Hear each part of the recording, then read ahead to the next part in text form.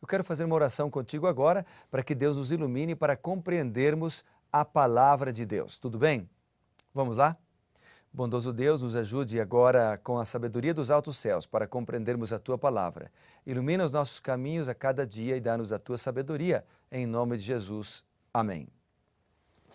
Bem, nós estamos então em Isaías capítulo 14, é um capítulo interessante que fala a respeito da queda de Babilônia, mas também apresenta numa visão profética para o futuro o destino do inimigo do povo de Deus. Porque um anjo criado por Deus se transformou em inimigo do povo de Deus e o destino dele. E eu destaquei alguns versos do capítulo 14 que falaram comigo de maneira muito especial nesse dia. Eu tenho certeza que se você ler a Bíblia, cada dia Deus vai falar com você através de um verso, dois ou três ou mais versos da palavra do Senhor. Eu tenho aqui, por exemplo, o versículo 1, no capítulo 14, verso 1, menciona a palavra estrangeiros. A palavra estrangeiros, ou seja, a salvação, a mensagem da Bíblia Sagrada, a mensagem de Deus, ela não é só para um povo específico, ou um grupo específico, uma igreja específica, mas é para todos, é uma mensagem inclusiva. Outro verso que me chamou a atenção aqui é o verso 3, quando aparece a seguinte expressão: no dia em que Deus vier a dar-te descanso do teu trabalho, descanso das tuas angústias e descanso da tua servidão. Ou seja, o que o versículo 3 está mencionando aqui, ela é uma promessa que se cumprirá plenamente com Israel espiritual na Canaã celestial, quando Deus nos der a vida eterna. Mas ela é uma promessa que se cumpre conosco também hoje. O verdadeiro descanso vem de Deus. O verdadeiro descanso vem do Senhor. A proteção contra os problemas vem do Senhor. Então, o verso 3, ele fala sobre isso. Claro, obviamente, para aqueles que quiserem receber de Deus essa proteção.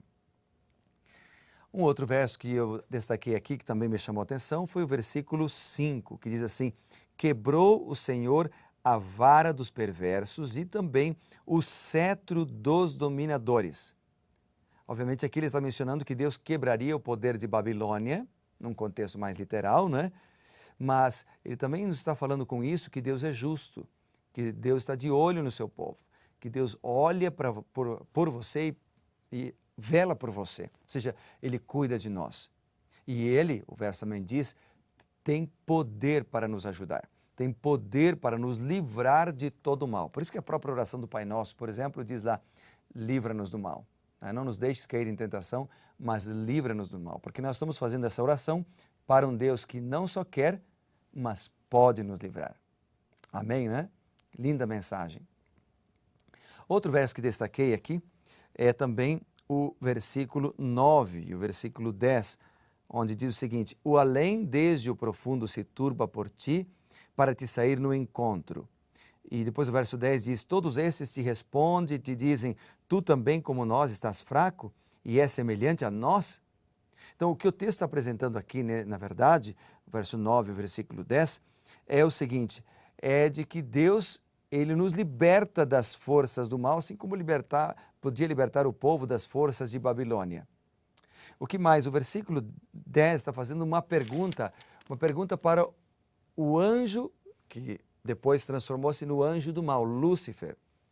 Ou seja, ele é o autor do mal, ele é o autor de toda a desilusão, de todo o problema, mas ele também é o autor da morte. Aquele que criou a morte um dia seria morto, como diz Apocalipse 20, por exemplo. Ele beberia do seu próprio veneno. E depois do verso 12 em diante, nós vemos aqui o seguinte: nós vemos uma descrição deste anjo que transformou-se num anjo mau, Lúcifer, que transformou-se em diabo, Satanás. Deus teria criado um anjo mau para nos atormentar? Obviamente que não. Deus criou um anjo perfeito. Tanto aqui em Isaías, como também em Ezequiel, menciona que Deus criou um anjo perfeito. Então, em Isaías capítulo 14, verso 12 em diante, falando aqui do rei de Babilônia, então ele apresenta a história de Lúcifer. Ou seja, as características do rei de Babilônia também eram as características de Lúcifer. Como lá em Ezequiel, quando Deus fala que as características do rei de Tiro também eram as características de Lúcifer. Então, lá aqui em Ezequiel, em Isaías 14, e em Ezequiel 28, nós temos, ambos capítulos falam da descrição do anjo perfeito, que foi criado perfeito e que transformou-se num anjo mau. Um detalhe me chama a atenção aqui. O profeta Isaías e também o profeta Ezequiel, eles usam as características de reis governantes para ilustrar as características de Satanás. Ou seja, ou nossas características, as características da nossa vida ilustram Satanás, ou elas ilustram Jesus Cristo. Ou através de nossos atos, ou através de nossa vida, nós estamos ensinando sobre Jesus Cristo, ou nós estamos ensinando sobre Satanás. Nós é que tomamos a decisão, a escolha é nossa. Bem, mas ao falar sobre este anjo, a Bíblia diz: como caíste do céu, ó estrela da manhã, filho da alva, como foste lançado por terra, tu que debilitavas as nações, tu dizias no teu coração: eu subirei no céu. Assim como o rei de Babilônia dizia isso, Lúcifer também tinha esse desejo no seu coração. Eu subirei no céu, acima das estrelas de Deus, exaltarei o meu trono, no monte da congregação me assentarei, nas extremidades do norte, subirei acima das mais altas nuvens e serei semelhante ao Altíssimo. Qual era o grande problema de Lúcifer? Ele desejava ser semelhante ao Altíssimo. E você vai me perguntar, mas pastor Evandro, esse não deveria ser um desejo de todos nós, sermos semelhantes a Deus? Obviamente que sim. No caráter, no amor, no altruísmo. Mas o que Lúcifer queria era ser semelhante a Deus no poder, na natureza. Lúcifer queria ser semelhante a Deus para ser um Deus, ser adorado como Deus. Ou seja, ele queria estar no lugar de Deus. Então esse é o grande problema. Ele começou, a se corromper. E aqui a Bíblia diz: contudo serás precipitado para o reino dos mortos, no mais profundo abismo. A vaidade, o orgulho começaram a entrar no coração deste anjo que fora criado perfeito por Deus. Se a gente for lá para Ezequiel capítulo 28, por exemplo, Ezequiel capítulo 28, vamos abrir a Bíblia aí juntos? Ezequiel capítulo 28, vamos ler comigo. Diz a Bíblia Sagrada, a partir do versículo 14, é o mesmo ensinamento aqui. Diz: tu eras querubim da guarda, ungido, e te estabeleci. Permanecias no monte santo de Deus, no brilho das pedras andavas. E aí o verso 15. Perfeito eras nos teus caminhos, desde o dia em que foste criado, até que se achou iniquidade em ti.